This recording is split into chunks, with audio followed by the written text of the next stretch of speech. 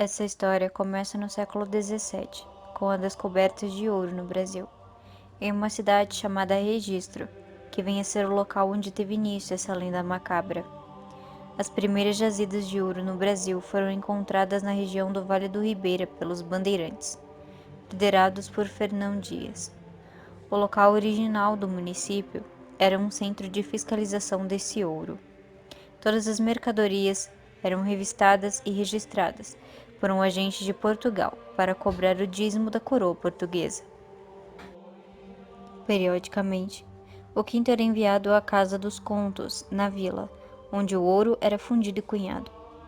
O povoado acabou virando um porto de registro de ouro, cresceu, se desenvolveu e passou a ser conhecido em 1934 como o Distrito de Paz de Registro e em 1945 oficialmente tornou-se município de Registro. Com a corrida do ouro no século XVII, muitos vieram tentar a sorte no Eldorado brasileiro, e entre eles veio um homem sinistro, temido por todos os garimpeiros da região. O seu nome era Miguel Antônio. Dizem que Miguel era um ser maquiavélico. Ele fez fortuna e muita maldade para os que tiveram o triste desprazer de conhecê-lo. Era meticuloso, tramava contra os amigos e inimigos, enriquecendo cada vez mais e acumulando riqueza. Com o tempo, Miguel Antônio comprou terras, construiu uma fazenda e fez família. Ele tornou-se o fazendeiro mais rico da região, mas por causa da cobiça e a loucura pelo ouro, se afastou de todos e foi viver só entre os escravos e os empregados. A família voltou para São Paulo, somente com a roupa do corpo, fugindo de sua maldade. Miguel não deixou que levassem nada. E a cada dia que passava, a cada ano, ele se tornava um homem mais severo e ganancioso.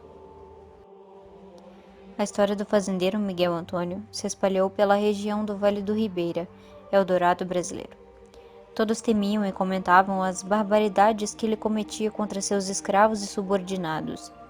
Os escravos eram condenados à morte por qualquer falha ou suspeita do fazendeiro.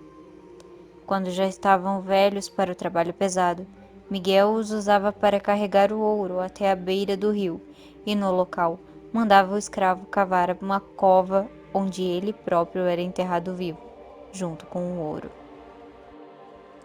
Foram mais de 300 escravos mortos pelo fazendeiro. Contam que certa vez ele afundou um barco no rio com homens, mulheres e crianças, muito ouro e sacos de areia que ele havia colocado para o barco naufragar. A ganância levou Miguel Antônio à loucura. Ele não tinha mais como guardar o ouro, então o escondia em suas terras e matava todos que sabiam. Talvez esse homem tenha sido o maior serial killer do século XVII. Mas como os crimes contra escravos não eram vistos como um crime pela coroa portuguesa, Miguel Antônio nunca foi julgado pelas mortes em vida.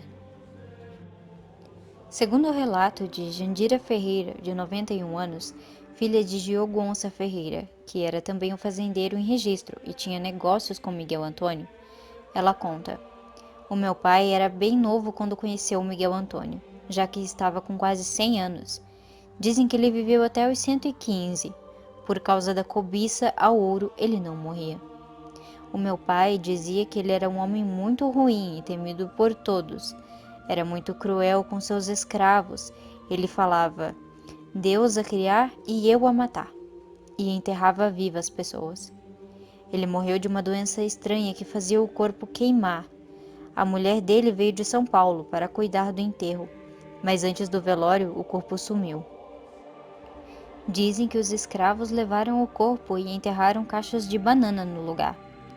Dizem que nem o céu nem o inferno o quiseram. Os escravos teriam levado o corpo e feito um ritual, de modo a permanecer preso à vida terrena, mas não mais em uma forma humana.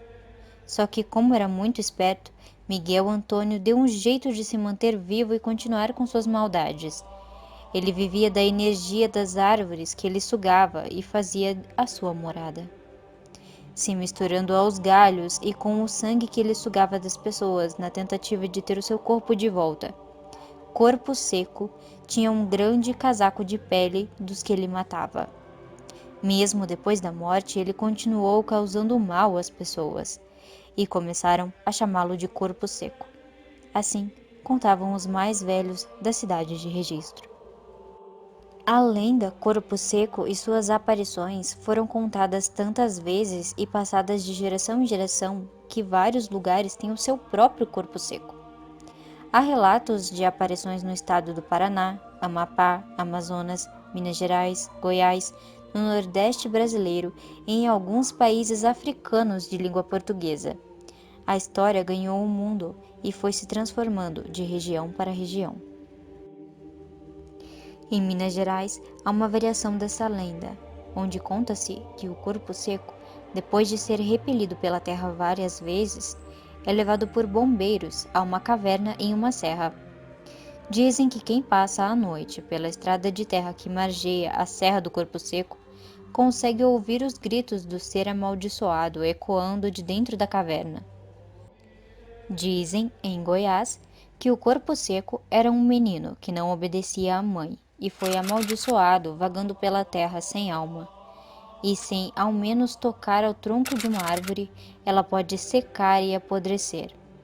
A cada pessoa que passa perto dele, ele dá um abraço de morte, com as suas unhas compridas esmagando a pessoa. Abraça achando que é a sua mãe. Até hoje há o ditado popular: quem bate na mãe fica com a mão seca. Na África, conta-se que quando uma pessoa passa perto do corpo seco, ele pula na pessoa e suga todo o seu sangue.